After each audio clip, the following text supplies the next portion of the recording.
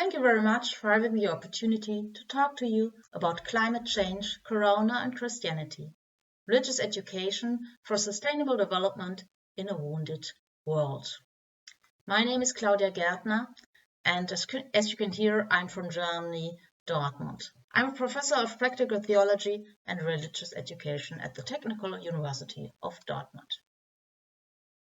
You probably know these 17 Sustainable Development Goals. The UNESCO has placed a global action program on education for sustainable development to meet those goals. For education for sustainable development, Goal 4.7 is quite important. I quote, UNESCO aims to improve access to quality education and sustainable development at all levels and in all social contexts to transform society by reorienting education and help people to develop knowledge, skills, values, and behaviors needed for sustainable development. It is about including sustainable development issues such as climate change and biodiversity into teaching and learning. Individuals are encouraged to be responsible actors who resolve challenges, respect cultural diversity, and contribute to creating a more sustainable world. My question now for the next 10-15 minutes is, what kind of contribution can religious education make to meet those goals?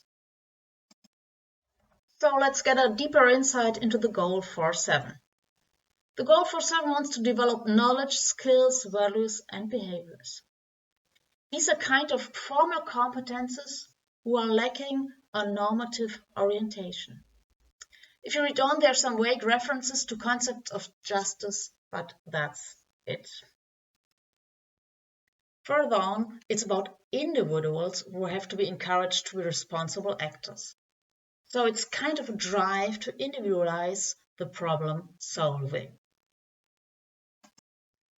And the responsible actors just have to resolve challenges, respect cultural diversity, and contribute to creating a more sustainable world.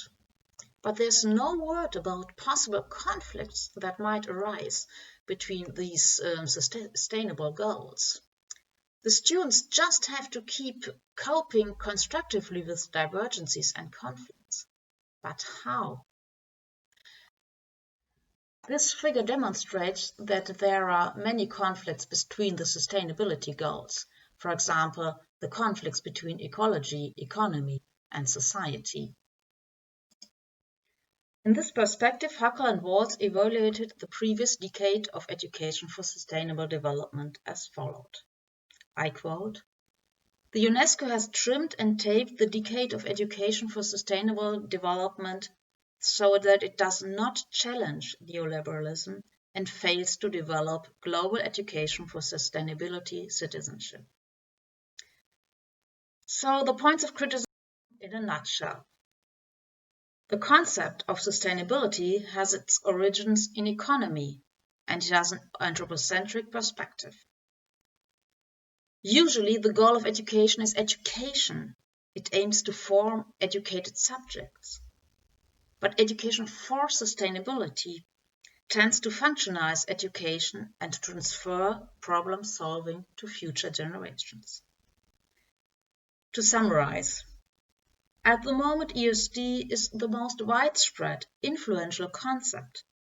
So in a way, religious education has to deal with ESD. Nevertheless, religious education should not seamlessly continue ESD because of its shown points of criticism. In my point of view, religious education has to be focused in a more normative and political manner. So what can be the Christian input into political religious education for sustainable development? First of all, religious education is value-based, is oriented in a normative way. On this base, religious traditions of sustainability, like sufficiency, poverty sharing, can be introduced into ESD. Secondly, Christian theology can introduce its political dimensions into religious education, as for example its concepts of otherness, eschatology, creation, or interruption in the sense of Johann Baptist Metz. And finally, Christianity can offer spiritual and aesthetics resources that might help to deal with challenges of climate change. But by introducing these dimensions to religious education has to deal with 4 dilemmas, at least. I want to give you a small insight into these dilemmas. First dilemma, between normativity and plurality. Religious education takes place in a plural and post-secular society. So are the Christian concepts, traditions, values, beliefs still relevant and plausible in the society? Is it possible to introduce these Christian dimensions into ESD, or is it overwhelming for the students? So in a nutshell, the challenges for religious education.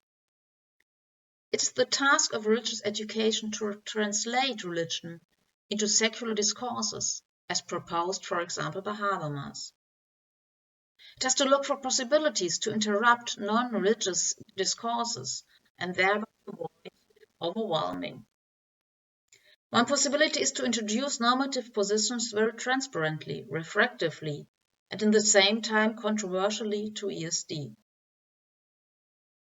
The most difficult part can be to preserve religious logic, for example, in many school books for religious education.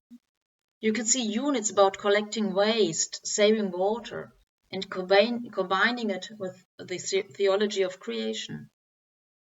But religious education for sustainable development must go further on.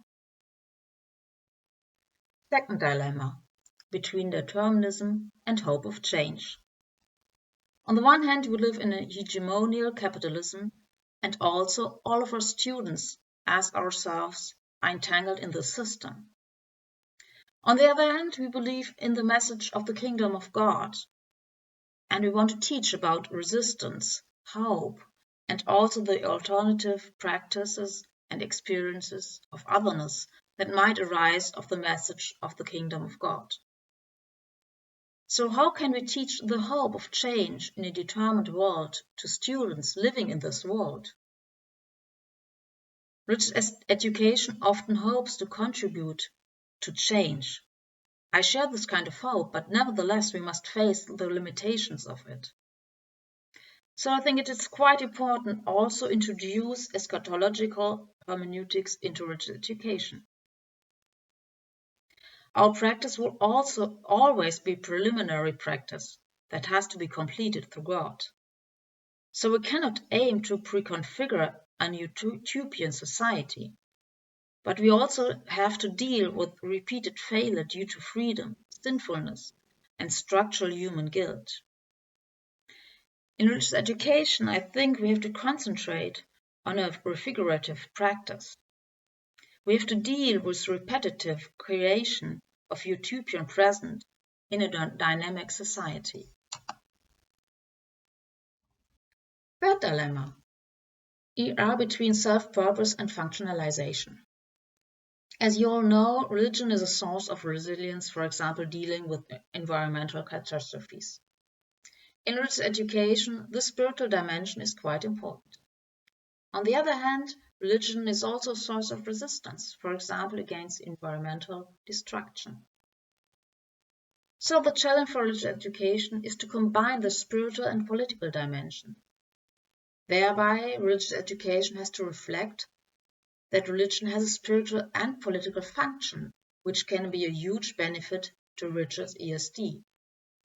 At the same time, religion can also be functionalized, for example, if the spiritual dimension is functionalized just to keep the spirits up in times of crisis without trying to change the origins of the crisis. Instead of focusing on the functions of religion, religious ESD might focus on the service of religion to humanity and the wounded world. And finally, the fourth dilemma, between truth claim and suspicion of ideology. Religion claims to be true, and because of this claim, it has a different view than other systems claim. Therein lies the criticism of ideologies such as capitalism and neoliberalism. But especially in regard of the topic of climate change, Christianity has to face its own ideological entanglements, for example, anthropocentrism. So the challenge in teaching religious ESD is to be permanently self-critical of their own ideologies of religious traditions. But also the ER teachers have to be self-critical of their own role and their own religious practice. I want to give you a small example of what I call a refigurative religious education for sustainable development. It's a small example that takes place in a Capuchin monastery in Münster. Monastic life can be considered as a heterotope of sustainability, but at the same time, monastic life can be regarded as a form of criticism and provocation of a non-sustainable society. When I once ran an information stand with Fridays for Future, a religious sister had by far the smallest CO2 footprint of all passers-by. But sufficiency and sustainability is first of all religiously founded, not environmentally. Nevertheless, the cloister, and especially the cloister garden, can be seen as a space of holistic religious education.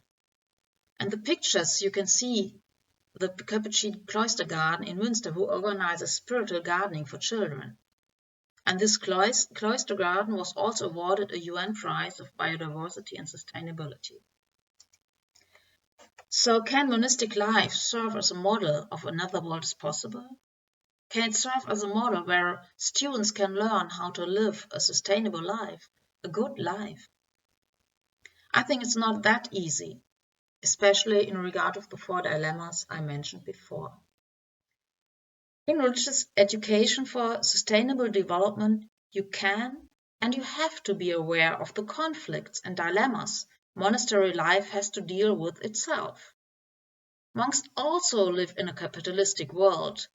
They have to deal with non-sustainable structures and have to make decisions within these structures.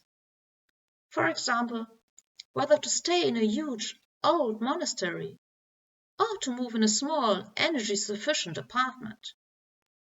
Whether to buy a new IT system by Apple or not. So religious education for sustainable development cannot regard monastery life as a prefigurative sustainable world. But it can be regarded as a kind of refigurative practice that tries to create an utopian sustainable life in a non-sustainable post-secular society. But that also fails from time to time. In this point of view, a cloister garden can be a religious, a spiritual place of another sustainable world that does interrupt capitalistic, non-sustainable logic. And in this sense, it can also serve as a model of religious education for sustainable development. If you want to take a closer insight into my outlined thoughts, you can download one chapter of my new book here. And if you want to get a broader horizon of my thoughts, you have to read the book as a whole. Thank you very much.